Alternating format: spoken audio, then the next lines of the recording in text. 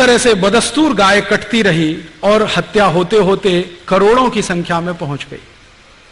जब अंग्रेज गए 15 अगस्त 1947 को, तो भारत के महात्मा गांधी जैसे कुछ क्रांतिवीर जो जीवित थे, उन्होंने यह प्रश्न उठाया कि हाँ, और कहा कि अब अंग्रेज गए हैं, जल्दी से गोहत्या बंद होनी चाहिए।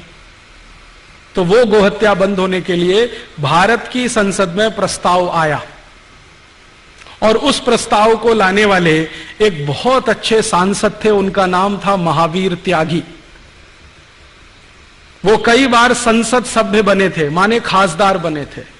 सोनीपत नाम का एक क्षेत्र है हरियाणा में, वहां से वो जीत कर आते थे, और किसी राजकीय पक्ष के टिकट पर नहीं, अकेले जीत कर आते थे। महावीर त्यागी जी के बारे में कहा जाता है कि जब वो संसद में खड़े होकर भाषण दिया करते थे, तो पंडित जवाहरलाल नेहरू सारे काम छोड़कर उनका भाषण सुना करते थे, क्योंकि वो सरकार की इतनी खिंचाई करते थे, तो उसका जवाब कैसे देना है संसद में, ये नेहरू जी के लिए मुश्किल हो जाता था। तो नेहरू जी सब काम छोड़कर महावीर त्यागी जी का भाषण सुनते। महावीर त्यागी जी ने सबसे पहले याद दिलाया कि देखो, अंग्रेज अब चले गए, हमारी सरकार आ गई, अब गो हत्या बंद करने के लिए कानून बनाओ। तो संसद में प्रस्ताव आया, उस पर बहस हुई। महावीर त्यागी जी ने एक बहुत बड़ा काम किया कि अंग्रेजों की ये जो राजनीति थी हिंदू मुसलमानों को बांटने की गाय के प्रश्न पर, उसके सारे डॉक्यूमेंट्स पार्लियामेंट में उन्होंने डिस्ट्रीब्यूट किए कि देखो, असलियत ये है, कोई मुसलमान गाय का मांस ज्यादा नहीं खाता, और कोई मुसलमान गाय को कटवाना भी पसंद नहीं करता। ये तो अंग्रेजों की चाल है हमको आपस में लड़ाने की और बर्बाद करने की। तो ये चाल को समझकर मुस्लिम खासदारों ने भी समर्थन किया कि हां, गोरक्षा होनी चाहिए। विधेयक आने का समय आया। विधेयक के समय पर आप जानते हैं संसद का नियम यह है कि बहस जब पूरी हो जाती है तो वोट लिया जाता है, कौन किसके समर्थन में है। तो इस पर वोट का समय आया। वोट के समय में एक दिन पहले यह तय हो गया था कि भारत की संसद के मैक्सिमम एमपीज, सबसे ज्यादा खासदार गोरक्षा के समर्थन में हैं, और मुश्किल से कुछ एमपीज जिनकी संख्या 10 भी नहीं थी, वो गोरक्षा के विरोध में हैं। तो 10 एक तरफ हैं, बाकी एक तरफ हैं। तो इसका माने प्रस्ताव पारित होना है। अगले दिन जिस दिन ये वोट के लिए आया, तो पंडित नेहरू ने कहा कि मुझे कुछ कहना है वोट से पहले। क्या कहना है जी? पूरे संसद की निगाहें नेहरू जी की तरफ। नेहरू जी ने कहा कि अगर गोरक्षा का प्रस्ताव पारित हुआ तो मैं इस्तीफा दे दूंगा। यह बात मुझे इसलिए कहनी पड़ी कि मेरे दोस्त संदीप ने नेहरू जी का कोट किया है। कई बार हमें धोखा हो जाता है, चेहरा कुछ होता है, असलियत कुछ होती है।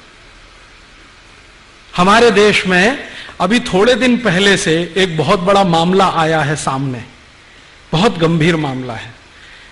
वो अगर राजनीतिक लोग उसको थोड़ा बाजू में रख दें तो भी देश के लिए बहुत गंभीर मामला है। गंभीर मामला यह है कि रूस की खुफिया एजेंसी केजीबी के एक बहुत बड़े ऑफिसर ने एक दस्तावेज आधारित किताब लिखी है, जिसमें उसने नाम लेके कोट किया है कि भारत के कौन कौन प्रधानमंत्री, कौन कौन मंत्री रूस से पैसा लेते रहे और रूस के समर्थन में इस देश में कानून बनाते रहे। उस किताब में मित्रोखिन नाम का वो ऑफिसर है, उसने लिखा है कि भारत में प्रधानमंत्रियों का मुखौटा कुछ होता है, कार्य कुछ होता है।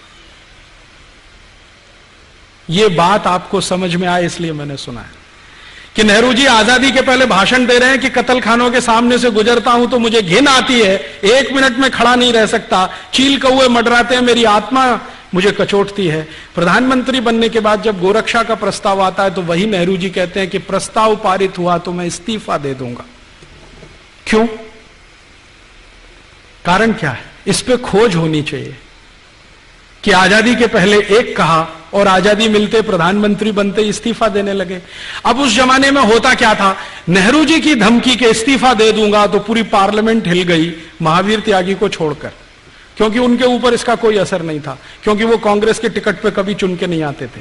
तो जो कांग्रेस के टिकट पर चुन के आने वाले खासदार थे उनके लिए प्रश्न खड़ा हो गया, अब क्या होगा? नेहरू जी इस्तीफा दे देंगे, सरकार चली जाएगी, पता नहीं दोबारा जीत के आएंगे कि नहीं आएंगे, मंत्रिमंडल में स्थान मिलेगा कि नहीं मिलेगा। ये होता है ना, आज भी होती है ना तकलीफ। अभी थोड़े दिन पहले एनडीए सरकार चलती थी, श्री अटल बिहारी वाजपेयी ने कहा इस्तीफा दे दूंगा। देखा आपने कैसे तमाशा हुआ। एक दिन ऐसा हुआ, श्रीमती सोनिया गांधी ने कहा मैं प्रधानमंत्री नहीं बनूंगी। आपने देखा कैसा तमाशा हुआ दिल्ली में। ऐसे ऐसे खासदार, बंदूक तमंचा, मैं अभी आत्महत्या कर लूंगा क्योंकि सोनिया गांधी हमारी वो प्रधानमंत्री नहीं बन रही है। थोड़े दिन के बाद क्या हुआ, वो वहां चले गए, वो वहां चले गए। किसी ने आत्महत्या किया क्या? सोनिया गांधी प्रधानमंत्री नहीं बनी फिर भी किसी ने आत्महत्या किया क्या? राजनीति में चेहरे कुछ होते हैं, मुखौटे कुछ होते हैं।